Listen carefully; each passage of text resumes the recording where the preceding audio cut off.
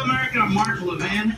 Welcome to a special Independence Day Saturday edition of Life, Liberty, and Levin. Now, tonight, we discuss the state of our nation and what's at stake in November with our friends Victor Davis Hanson, Newt Gingrich, Senator Ted Cruz, and Ben Domenech.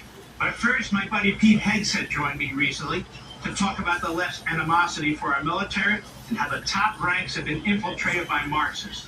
And Pete knows what he's talking about. He was a combat veteran, and he's written all about this in his incredible new book called The War on Warriors Behind the Betrayal of the Men Who Keep Us Free. Go. I've been very, very excited about talking to our friend Pete Hegseth with his fantastic new book, The War on Warriors Behind the Betrayal of the Men Who Keep Us Free. I just finished reading this book. And let me tell you something, ladies and gentlemen.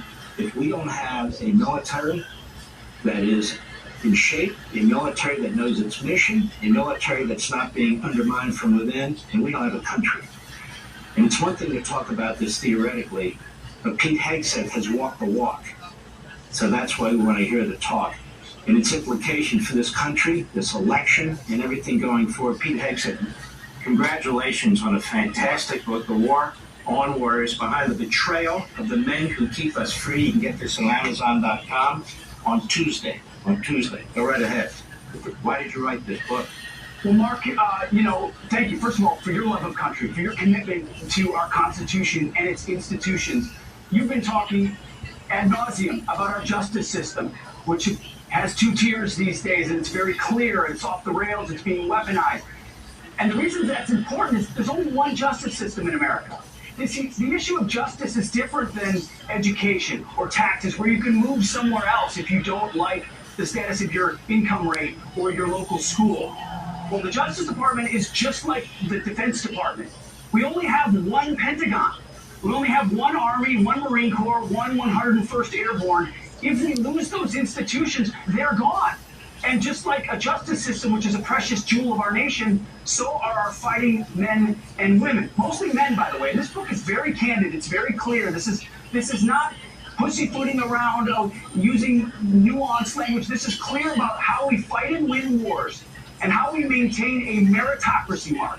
That's why the left hates it. You've studied the left more than anybody else. The left hates the Pentagon because it was the last vestige of a true meritocracy, where it found the best and the brightest who were able to exact the most lethality on the enemy with the most latitude possible to win wars. And what happened in the story, when you go into this, about 20 years ago, started under Clinton a little bit, fast forwarded under Obama, and then hyperspeed under Biden, is the left targeted this institution specifically to say, no, we don't want our focus on the highest standards and maximum accountability. We want a social experiment inside this institution. So we're going to insert things like CRT and DEI, like women in combat. We're going to weaponize LGBT issues. We're going to focus on climate change. Mark, our military is pumping out electric tanks. China's building a military specifically designed to defeat us. And our defense industry, because of our generals who've given in to ideologues, is focused on climate change. Our sons and daughters enter this military in the future, and they're questioning whether they want to, and understandably so. Recruitment is down for a reason. They see how adrift the Pentagon is. So this book is meant to call out the issues in a very blunt way. Everybody will have this is not acronyms and crazy inside military speak. You'll understand it, call it out, and then give an understanding of how we get past it, because we have to save our military. Your passion is on the pages of this book. Even more than that, this is the greatest evisceration of the war on the Pentagon that I've ever read, and I read a lot. It's also the greatest defense of our military and our military personnel that I've ever read, and it's extremely readable. You talk about DEI taking place. You talk about the wokeism taking place. You talk about all these things, all the cultural rot being projected onto the Defense Department. And your point of the book, as I sense it at the end, is if you don't know what the hell is going on, you can't fix it, right? That's exactly right. And if you don't fix it, we lose it. And it's not just my story, Mark. I tell a lot of my story. I share combat moments. I share a moment where I was deemed an extremist. We can get into that in a moment if you want. That's why I left the military. The military said, no, Pete, after 20 years of fighting extremists or being a part of the military, you're an extremist. It's not just about me. It's about the dozens and dozens of guys that I interviewed, currently serving, lower ranks, higher ranks, all of which said the same thing. We're walking on eggshells. Our standards are being lowered. And because of all the extra nonsense that's being pushed in, we're not training on more important skill sets. The inmates are running the asylum because we've decided to say, well, if you're white, this is being taught and pushed into units. You know, white, you're doing all the CRT training. If white, you're the oppressor. If you're a minority, you're oppressed. Turning an institution in the Pentagon, which famously integrated, Mark, you know this, the Pentagon, the Defense Department was integrated racially before really any other part of government was. The guys I served with, we didn't see black and brown and white. We saw green and we bled red together and we loved this nation and we went down range with a mission. The war on warriors, behind the betrayal of the men who keep us free. Pete Hegseth, fantastic book. I'm telling you, you're going to learn a lot, but it's very intriguing. It's compelling. It's the kind of book you can't put down.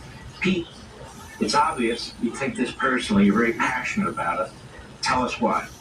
Well, this is my generation of warfighters after 9/11. I served in Guantanamo Bay. I served a combat tour in Iraq, and I served a tour in Afghanistan. I also found what happened to me is what's happened to guys across our military, quietly and silently, whether it's vaccine mandates or being dubbed patriot extremists. You see, I was in the National Guard during the riots of George Floyd in Washington, D.C. in 2020. I was holding a riot shield outside the White House, Mark. It's surreal when you're in combat, and then you're in America with the White House behind you, and fellow Americans are throwing things at you. I served that. Then January 6th happened. Then my unit was designated to guard the inauguration of Joe Biden. I served under Obama. I served under Trump. I served under Bush. Okay, we're going to guard Joe Biden. I had orders to go, Mark. I had orders to be a major there. Everyone had orders. We were all going. A day before I went, I got a call from the unit. And they said, stand down, Major. Stand down. We don't need you. I said, what do you mean you don't need me? Everybody has orders. No, we're good. We've got it covered. And light bulb went off right away. I said, this is not about that. They don't want me there. Is it because I work for Fox? Is it because I support Trump? What is it? Why am I disinvited? Why have my orders been revoked? Well, when I wrote the book, Mark, I got a chance to get the inside scoop from people that were involved. I was dubbed. I joined the military to fight Islamic extremists. I was dubbed by my own unit to be an extremist because of a tattoo, a religious tattoo I have on my chest. They said, no, we think you're a white nationalist. The tattoo has nothing to do with politics. It's a Christian faith religious symbol that I've had for a very long time. And so it was clearly, was it about religion? Was it about Trump? Was it about Fox? I don't know, but it was about politics. And the message was clear. Pete Hegseth, you're not welcome here to guard Joe Biden's inauguration. At that point, I said, I'm out. I'm out. I don't want any part of this institution. But my prayer is that patriots like us and a future president like Donald Trump can clean out woke generals, can change the way we train at our military academy, return the standards and accountability so that my boys, I end the bookmark with a letter to my 5 sons. There's a lot of people asking this question, do you recommend that your kids serve?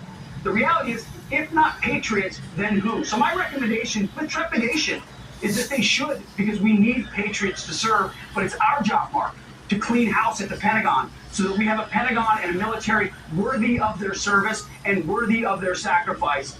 What happened in Afghanistan was a huge stain on the institution of the military. We have to turn it around. This Marxist rot is now being spread throughout the military.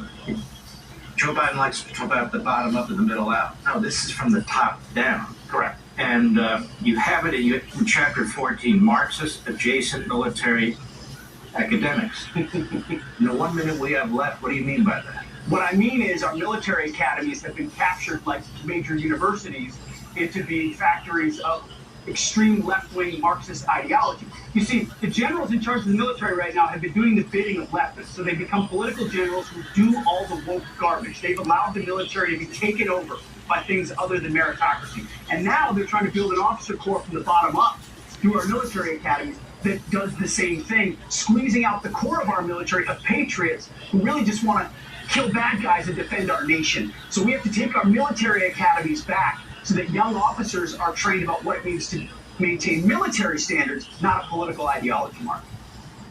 Pete Hegseth, I wish I had the whole hour with you. I really do. You're just fantastic. This book is fantastic. We barely touched the tip of the surface. It's the war on warriors behind the betrayal of the men who keep us free.